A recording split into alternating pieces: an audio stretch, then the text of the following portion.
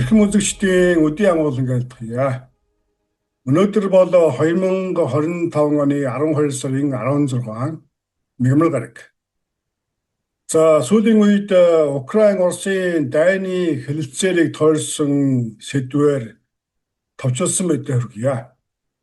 За өнөөдөр мэдэж байгаа Берлин хотноо Украин Америкийн 2 өдрийн хэлэлцээр болж өндөрлөө. За хэлэлцээрийн үндсэн агуулга бол Америк нэгдсэн улсын талаас тавьж байгаа. За дайныг зуучлан зогсоох хэлэлцээрийн нөхцлүүдийг Украин улсад танилцуулсан. За ийм 2 өдрийн уулзалт болж өндөрлөө. За Берлин хотноо 2 өдөр болсон уулзалтанд бол Украины ерөнхийлөгч Зеленский өөрөө улмаар Америкийн талаас Трампын төлөөлөгч Витко болон Трампын өргөн Жаред Кушнер нарт оролцож 2 өдөр Зеленскийтэй уулзлаа. За ямар ч тач Америкийн талаас бол өөрсдийн гэрээний нөхцөлийг Украин улсад 12 сарын 25 хүртэл хугацаа олгож тулглаа. За Берлинд болсон энэхүү 2 өдрийн уулзалтаас гарч байгаа хэвлүүдийн санаа нийлж байгаа 2 мэдээ байна.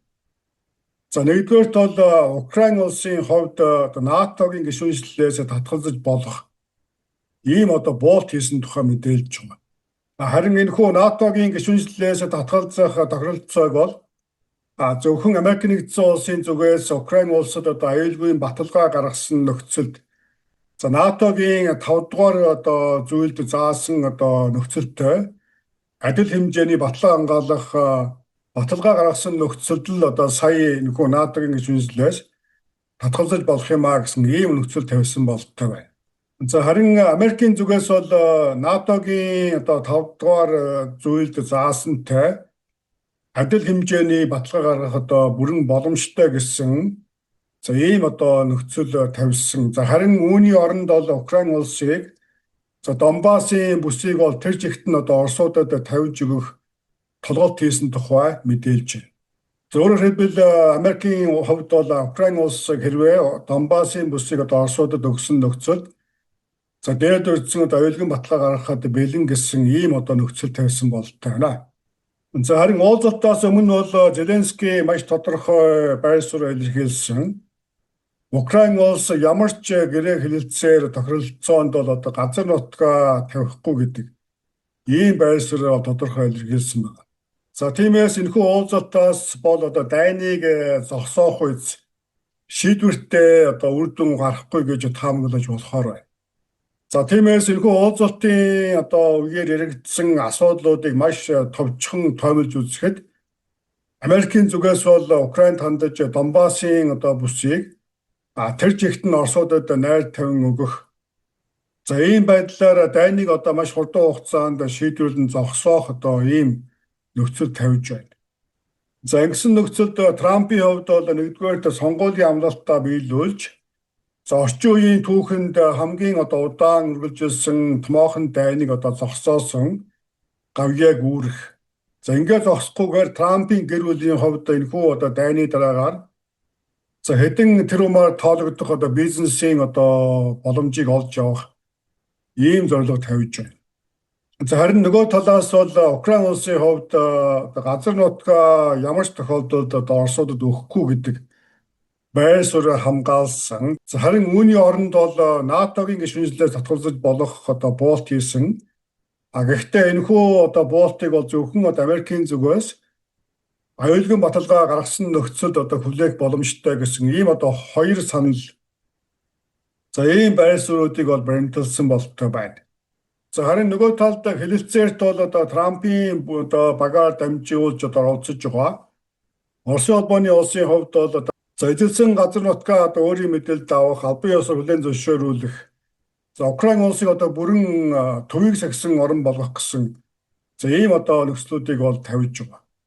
За тиймээс миний бодлоор ойрын хугацаанд лавтай Крисмсийн баяраас өмнө 2 талын сонирхол уулзаж буулт хийх ийм төлөв ажиглагдахгүй байна. За ингээд ямар ч тач Берлинд болсон 2 өдрийн уулзалтаар бол үндсэндээ Америкийн зүгээс Украин улсад дахин тулгын шаардлагат тулгаад ийхүү өндөрлөө. За энэ хооронд Украин улс бас зүгээр суусангүй. За өчигдөр Хааг хотноо Европын томоохон орнууд чуулж улмаар Украины батлан хамгаалах болон сэргээн босголтын зардлыг Оросын холбооны улсыг цацагдсан хөрөнгөөр санхүүжүүлэх олон улсын комисс байгуулж гарын үсэг зурлаа. За ингэснээр үндсэндээ Оросын холбооны улсын Европын орнуудад цацагдсан нийт 300 орчим тэрбум долларын хөрөнгөөр Украин улсыг санхүүжүүлэх анхны комиссийг инхүү аль биесээр байгууллаа.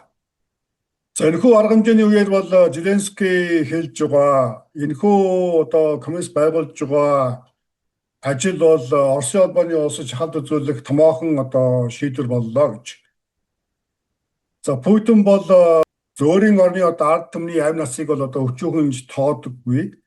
Харин Путин бол зөвхөн эрх мэдээлэл мөнгөнд илүү ач холбогдол өгнө.